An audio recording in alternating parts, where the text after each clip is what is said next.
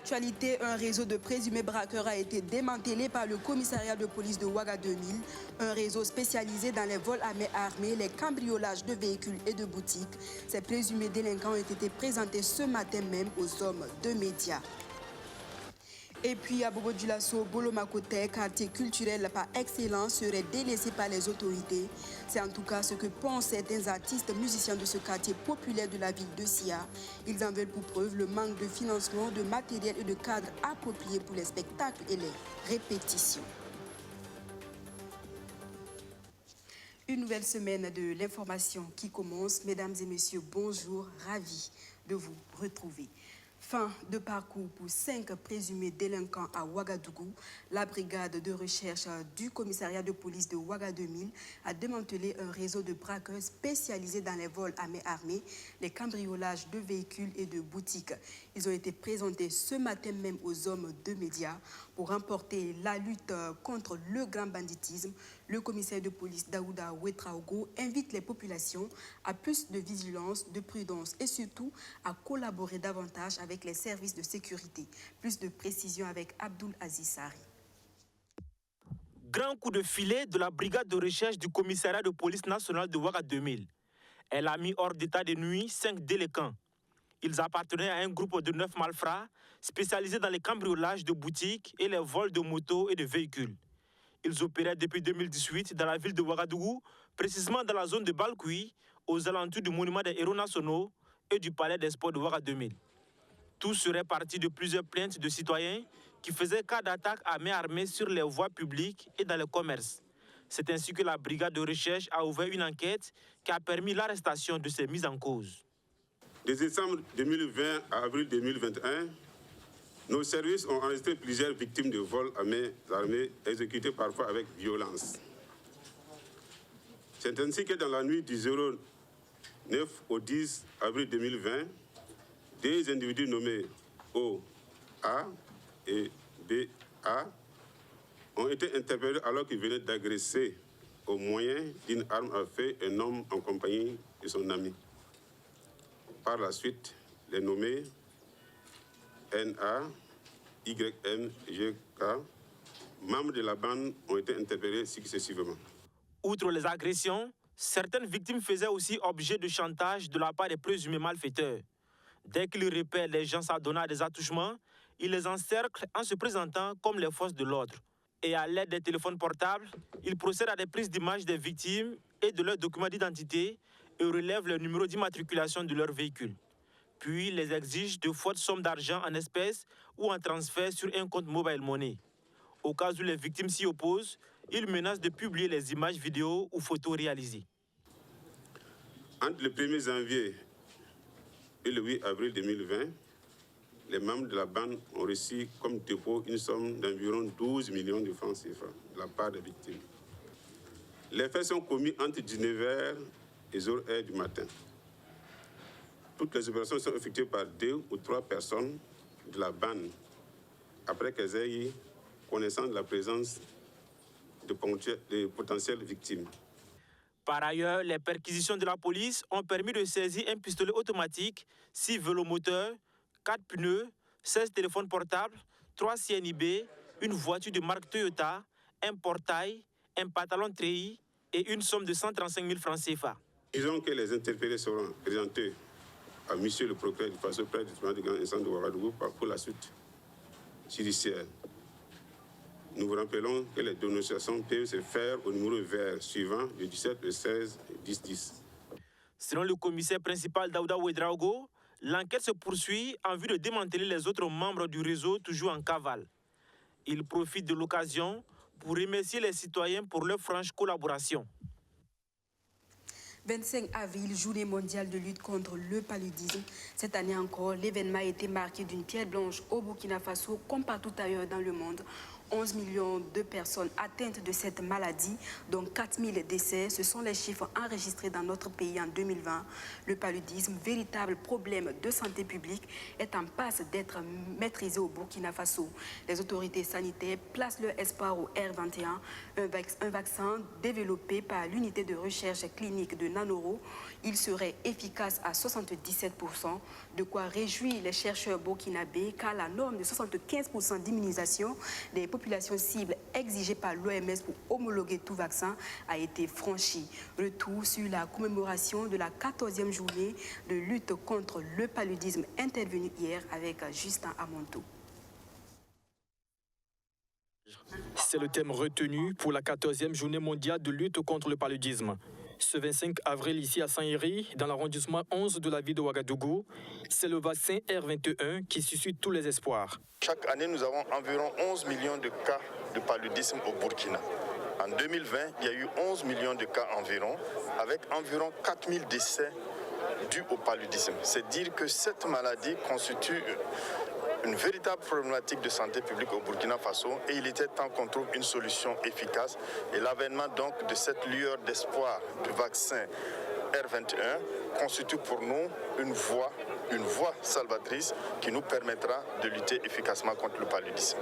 Depuis 2010, les États-Unis ont fourni 167 millions de dollars de soutien contre le paludisme pour la prévention et le traitement. Donc les médicaments et d'autres systèmes de renforcement du système de santé pour réduire ce fléau qui est le paludisme. Selon l'OMS, pendant ces 2 décennies, le déploiement des moyens efficaces de lutte contre le paludisme ont permis de sauver plus de 7 millions de vies dans le monde et de prévenir plus d'1 milliard de cas de paludisme.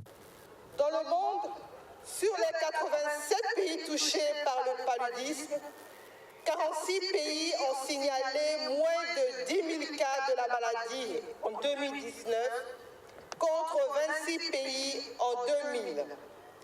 24 pays ont notifié avoir interrompu la transmission du paludisme pendant 3 ans ou plus. Parmi ceux-ci, 11 ont été certifiés exempts de paludisme par l'Organisation mondiale de la santé. Les organisations de la société civile ne restent pas en marge de cette lutte contre le paludisme. Notre cri de cœur, c'était que l'on prenne à bras le corps le paludisme qui a longtemps perduré dans notre contrée et qui a beaucoup fait de ravages dans notre population. Et nous invitons le gouvernement à asseoir un budget conséquent, un budget national conséquent dans la lutte contre le paludisme. Le gouvernement est donc interpellé pour que la vision zéro palu d'ici à 2030 soit effective. Des distinctions honorifiques, mais aussi le prix du meilleur district sanitaire 2020 dans la lutte contre le paludisme ont marqué cette cérémonie commémorative.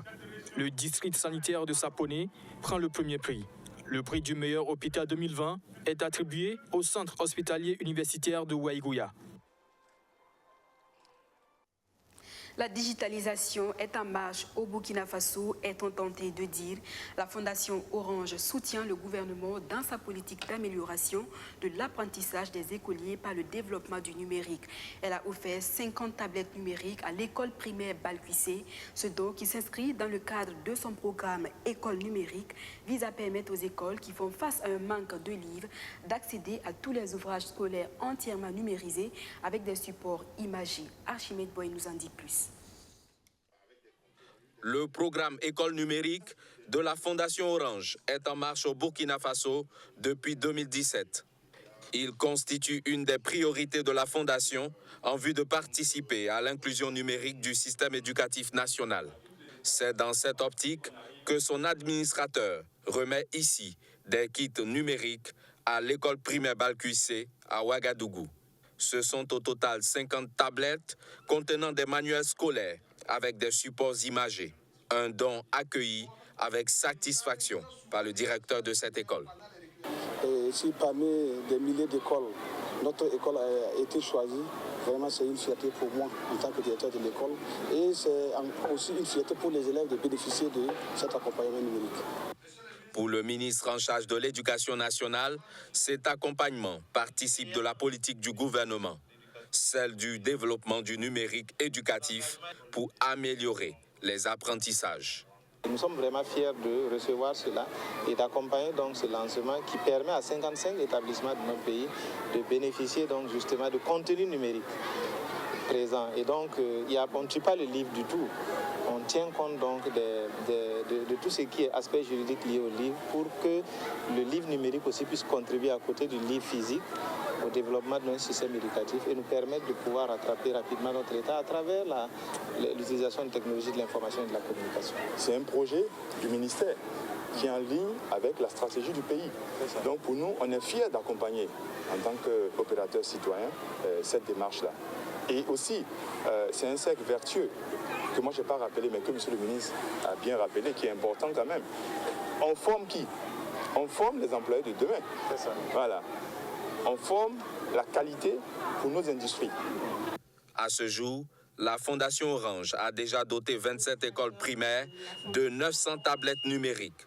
D'ici décembre 2021, 700 autres seront attribuées à 28 écoles supplémentaires, soit au total 1800 tablettes, pour un coût total de plus de 125 millions de francs CFA. Je vous prie d'acclamer bien fort.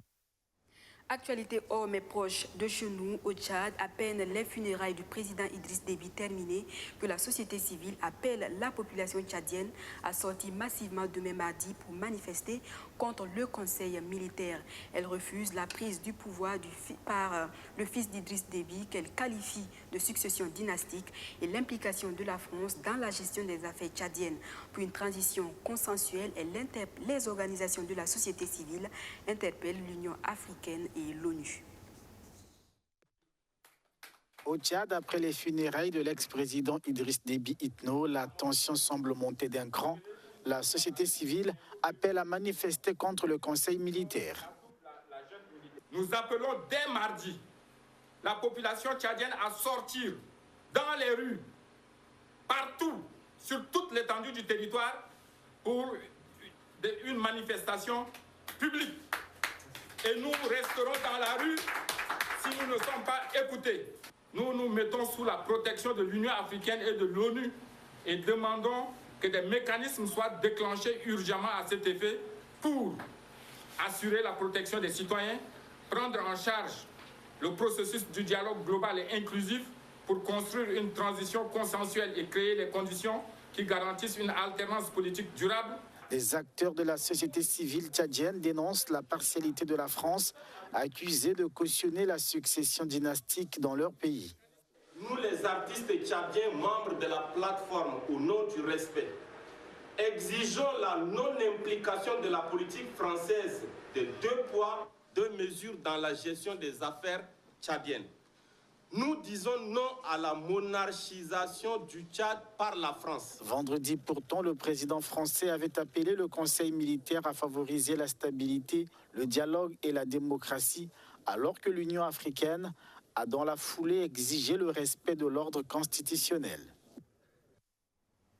Retour chez nous au Burkina Faso et nous prenons la direction de Bobo Dioulasso et plus précisément dans le quartier Bolomakoté où l'art se vit quotidiennement. Ce quartier qui a vu naître et qui a produit de nombreux musiciens et de troupes traditionnelles comme Farafina Sababounyouma est délaissé par les autorités. C'est en tout cas ce que pensent les artistes musiciens de ce quartier populaire de la ville de Sia.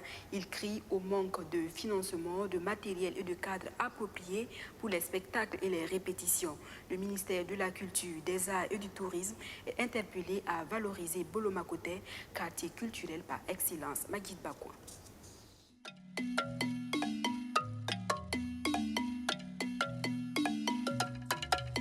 Bolomakoté, quartier culturel par excellence, a vu naître et grandir de grands noms et groupes de musique traditionnelle burkinabé.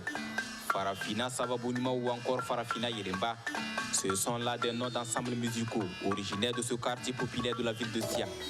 Après ces troupes qui ont fait la fierté du Burkina Faso, un autre groupe a vu le jour. L'ensemble artistique de Bolomakoté, porté par Yaya Ouattara.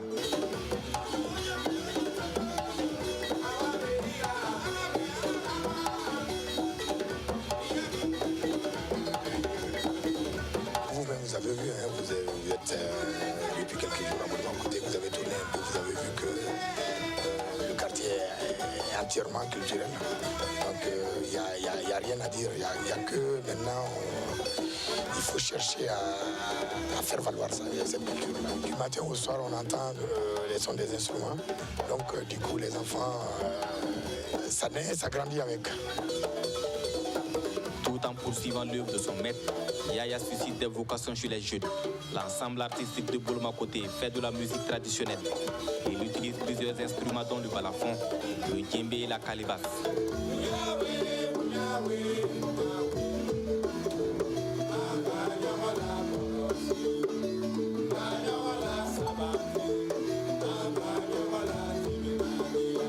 Les conditions qu'on a ici, c'est vraiment déplorable.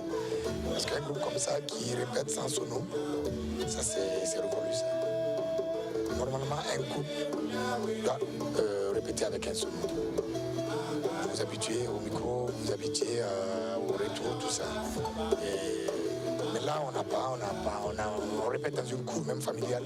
Ça fait que de temps en temps, il y a la voisinage qui déconne un peu.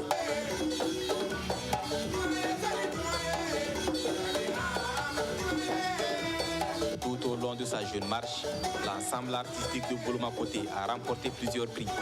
Il est plusieurs fois lauréat de la Semaine nationale de la culture et du triangle du balafon qui se tient à Sikasso au Mali. Boloma Koté a écumé de nombreuses scènes au Burkina Faso et à l'international. Triangle d'or, Sikasso. Sinon, il y a eu aussi 2 tournées, une au Rwanda et une tournée en Europe, en Italie, Suisse. Donc il y a un album aussi qui est sorti, qui est là depuis le 1er octobre. L'association Balankan, qui signifie le son du balafon en langue djoula, est aussi installée au quartier Boloma Koté depuis les années 90. Elle s'investit dans la fabrication d'instruments de musique traditionnelle. Je sais que à Boloma, c'est le quartier de balafon, le quartier artistique. Donc, je me suis lancé en 92.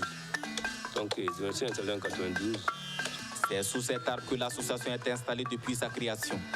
L'un des rêves de ses membres, avoir un cadre approprié afin de mener à bien leurs activités, mais aussi transmettre leur savoir-faire aux générations futures. Si j'avais un atelier comme ça, ou bien un site comme ça, les enfants viennent voir que c'est quelque chose qui est un peu avantageux. Mais comme ça, là, bon, tu vois. Véritable pépinière en matière d'art, c'est de Boloma Koté que vient le célèbre balafoniste, Feu Mama Konaté. Maman, c'est quand même le père spirituel, quoi. C'est quand même quelqu'un c'est celui qui a amené le balafon par le monde, quoi. Voilà. Avec le fameux groupe Farafina, il était le fondateur, avec Pakoye. Donc moi j'ai fait partie de Farafina aussi, j'ai eu à tourner beaucoup de fois, j'ai eu à tourner pendant une dizaine d'années avec Farafina. Soucieux du devenir de la culture dans ce quartier, des jeunes organisent des festivals pour préserver cette richesse. C'est le cas du Festival des arts traditionnels de Boloma Koté, une tribune de promotion de la culture dans ce quartier mythique de Bobo-Dioulasso. Même aujourd'hui, là même, je viens de Sikasso. Carrément, je ne peux pas oublier Boloma Koté parce que j'ai beaucoup fait ici. J'ai travaillé ici jusqu'à ma première chance même. J'ai trouvé ici au Boloma Koté grâce à Maman Konaté en 2008. Les artistes de Boloma Koté ont joué et continuent de jouer un rôle important dans le développement culturel et artistique au Burkina Faso. Aussi, ils contribuent de façon positive à vendre l'image du pays des hommes intègres sur le plan international. Ces artistes sont unanimes, c'est le soutien de l'État et des mécènes qui fait défaut.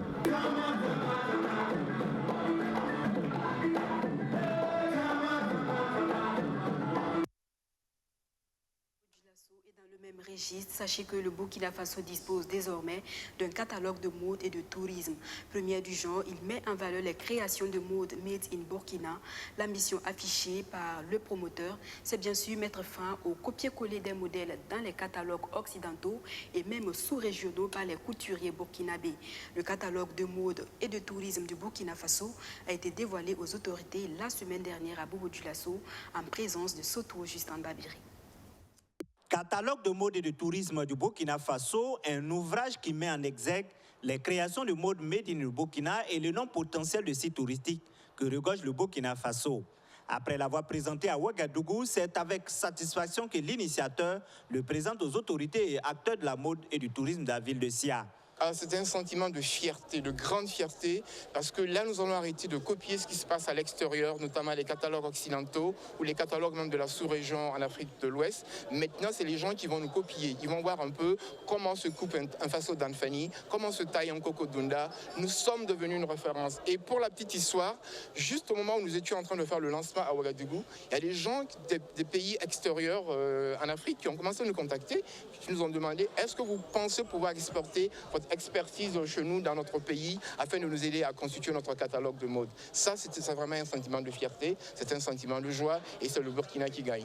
L'initiative est bien appréciée par les autorités, en témoigne la présence de l'édit de Bobo Dioulasso et des premiers responsables en charge du secteur du commerce, des arts et du tourisme de la ville de Sia. Pour Bobo Dioulasso, dire que c'est pour nous quelque chose de merveilleux. Parce que nous estimons disposer de beaucoup de sites qui malheureusement ne sont pas connus, même par nous-mêmes, qui sont des Bobolais, qui sont des Burkinabés. Mais à travers ce travail, ce catalogue, il y a beaucoup de choses qui sortent et qui vont sortir et qui pourront améliorer effectivement le secteur du tourisme. Donc nous disons bravo à M. Sorgo Issa, Sorobis, pour ce travail. Et nous disons merci à l'ensemble des acteurs qui ont cru à ce projet et qui l'ont accompagné. Ça va nous permettre de nous archiver numériquement sur le plan catalogue, et ça va nous permettre de vendre nos images, et puis ça va nous permettre, comme l'initiative de cette catalogue, par rapport à toutes nos consultes sur le plan international, il y aura cette catalogue qui va être là-bas. Donc nos créateurs auront la chance de mieux vendre leurs produits à travers un support papier ou bien un support numérique sur le plan international. Le premier catalogue de mode et de tourisme du Burkina vise à mettre en lumière la beauté du Burkina Faso à travers les créations de ses stylistes et ses sites touristiques. Dernier point de ce journal et nous parlons de tennis. Rafael Nadal, 35 ans, a une fois de plus affirmé sa suprématie dans cette discipline. Il vient de remporter pour la 12e fois le tournoi de Barcelone. Une victoire arrachée hier au bout de 3h30 minutes de bataille. À une époque, Barcelone n'était qu'un titre de plus dans le palmarès d'un Rafael Nadal marchant sur l'autre. Maintenant, c'est une étape indispensable pour se jauger et prendre confiance. I have room to keep improving. You know, was not perfect. I really believe that I can play better than what I am doing on clay. Après une élimination en quart de finale à Monte-Carlo, l'Espagnol a de nouveau été en difficulté en Catalogne. 3-7 lâchés en chemin, une balle de match sauvée en finale. Mais à la fin, une victoire contre un Stefanos Tsitsipas qui n'avait pas concédé le moindre set cette saison sur terre battue. And I really hope that the victory of today is going to help me to achieve, to raise a little bit the level that I need today to fight for the next couple of events that I'm going to play. À bientôt 35 ans, il faut plus calculer. La montée en puissance est programmée, avec pour finalité une 14e Coupe des Mousquetaires à soulever le 13 juin.